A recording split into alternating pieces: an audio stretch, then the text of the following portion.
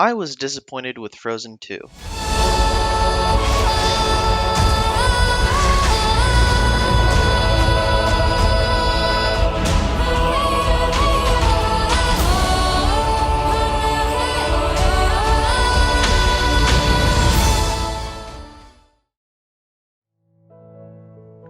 I'm not a Disney animation junkie, I'm not a musicals nerd, I didn't even like the first Frozen movie.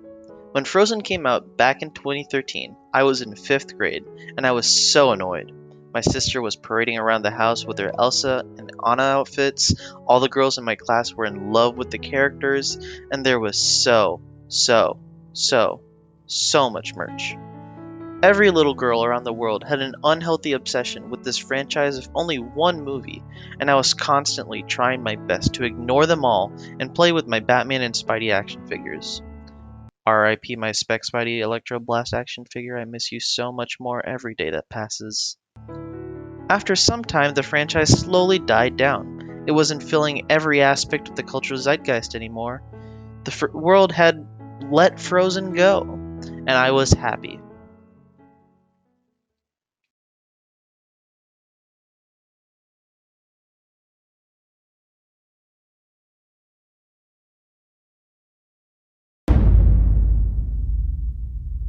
Frozen 2 was happening.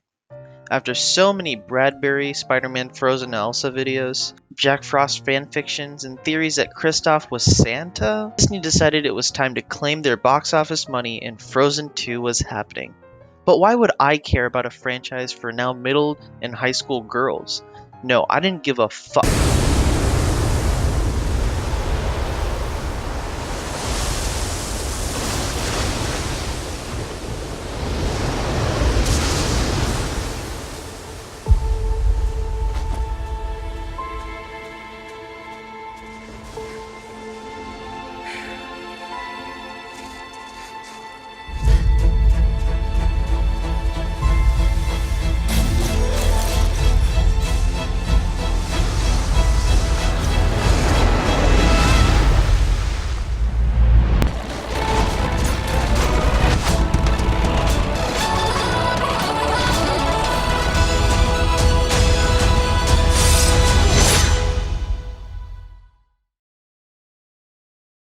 What?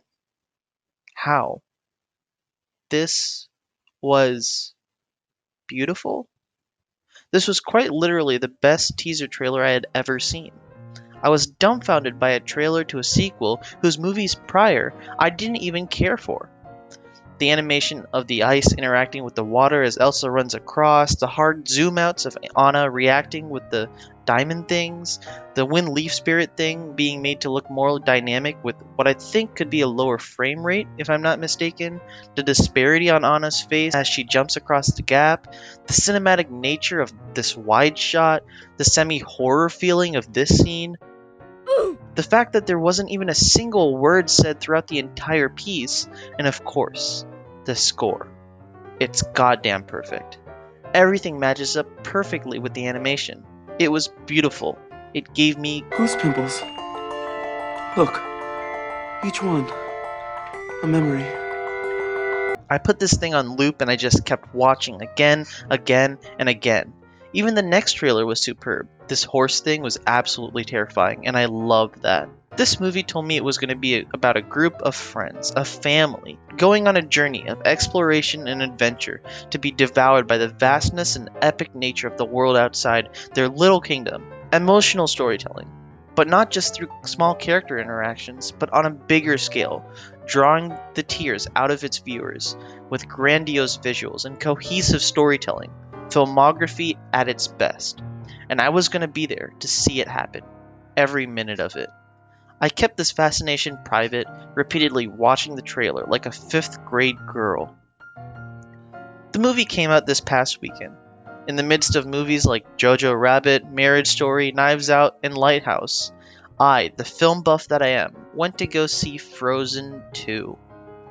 But I needed to quench this thirst I had, my belief that perhaps a studio like Disney, known for its half-baked remakes, uninspired sequels, primarily for kids, and money-hungry business schemes, among this hellscape, a movie like this could be as good as I expected it to be.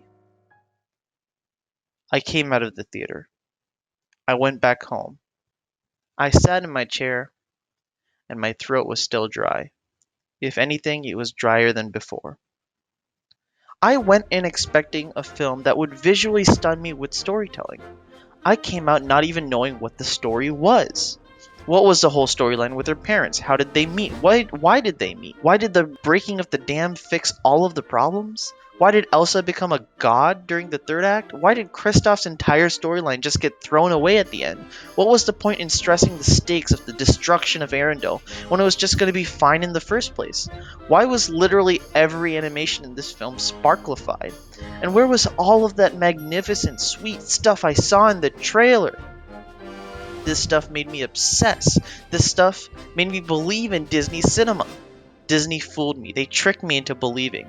I sat down to write the script for this video, nitpicking and tearing apart everything that didn't make sense.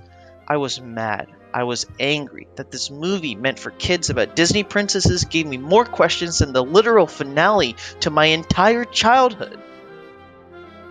Then I just stopped. I couldn't keep nitpicking anymore. Was it even right for me to have storytelling or filmmaking problems with this movie? No. It was a film meant for kids, for families on a Black Friday weekend. A fun animated flick for the family, not me, a dumb critic. It wasn't right for me to pull apart this movie like Thanksgiving turkey. This wasn't meant to be the Joker. It wasn't meant to be the Dark Knight. I obsessed over this dumb 2-minute trailer when I should have been focused on my midterms. Disney didn't fool me. I fooled myself. But did I? I went through a lot of the comments. People praising the music, people talking more about the serious and dark vibe, people like me who hated the first one for pop culture, but thought this thing was intriguing, and we were all curious. I went further online and I saw a lot of stuff about how Disney might have cut essential narrative scenes, inhibiting the director's vision for the film. And maybe that's why this all happened.